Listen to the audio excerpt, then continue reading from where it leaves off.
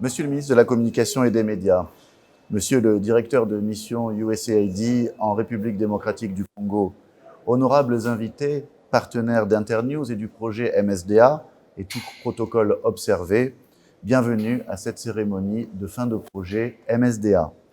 Comme vous pouvez le constater, je ne suis pas présent physiquement aujourd'hui, mais je tenais à dire quelques mots pour cette cérémonie.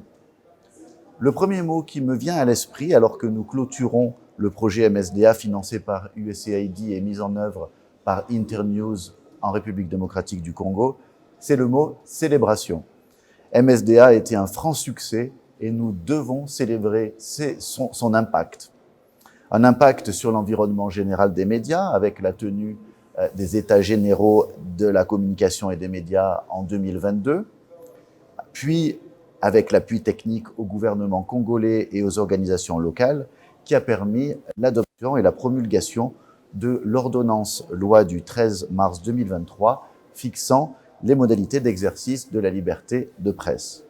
Impact sur la vie d'hommes et de femmes des médias grâce au fonds d'urgence et à l'assistance juridique que ces personnes ont pu recevoir quand elles en avaient besoin, grâce à notre partenaire Journalistes en danger, GED, que je remercie.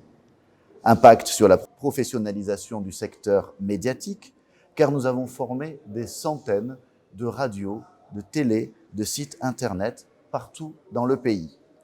Un groupe de 77 radios partenaires a eu encore plus de chance en recevant de la formation in situ, des équipements de production et de diffusion radio et des panneaux solaires. Ces 77 radios partenaires ont une audience cumulée de 60 millions de personnes. Donc ce sont 60 millions de Congolais qui reçoivent une information de qualité dans leur langue sur des problématiques qui leur sont proches. Et c'est bien là la force de ce projet, aller au-delà de Kinshasa et toucher toutes les localités. Impact du projet également sur la couverture des élections et de la cohésion sociale à travers le soutien au fact-checking. Kinshasa Lab, Actualité.cd, Congo Check, Balobaki, 7 sur 7, Zoom Echo, entre autres, ont fait du fact-checking. Mais je voudrais aussi parler de la collecte de près de 9000 rumeurs par le CDJP ou aussi de 97 numéros du programme Vox Congo qui ont tous lutté contre la désinformation. Impact sur la représentation des femmes dans les médias, par exemple grâce à 5 éditions de la Foire des femmes des médias. J'aimerais dire aussi que le MSDA a touché près de 9200 femmes en tant que bénéficiaires du projet. C'est plus de 52% du nombre total de gens touchés par le projet. C'est vraiment bien. Impact enfin sur la viabilité financière des radios partenaires. 78 entreprises des médias ont proposé des plans de développement et bon nombre ont pu augmenter leurs audiences et leurs revenus. Je pense que vous pourrez voir aujourd'hui le cas de radios qui ont bénéficié de notre Open Media Fund pour créer des activités parallèles génératrices de revenus.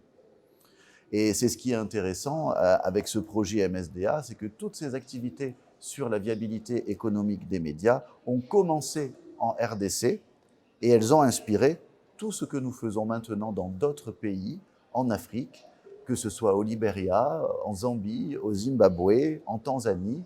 Tout ce que nous faisons dans ces pays a été inspiré par nos activités et nos succès au Congo.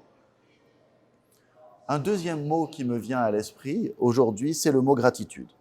Je voudrais vraiment remercier le bailleur USAID pour son soutien financier, pour ses encouragements constants et pour sa vision qui ont permis à tous d'atteindre les résultats.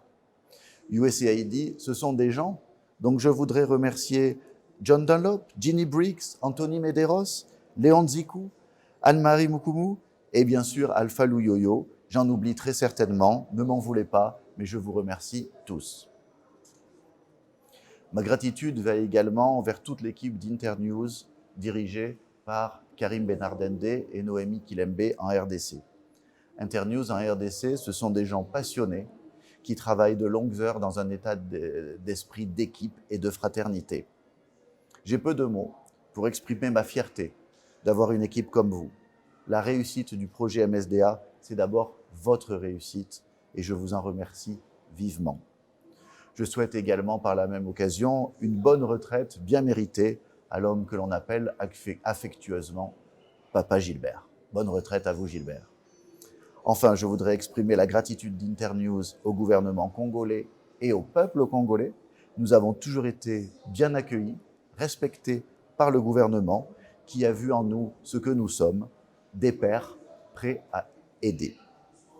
Je remercie ainsi le ministre Mouyaya et le gouvernement du Congo. Les médias congolais ont encore pas mal de défis.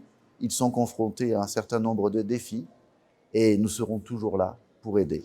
Je vous remercie de votre attention et vive le programme MSDA.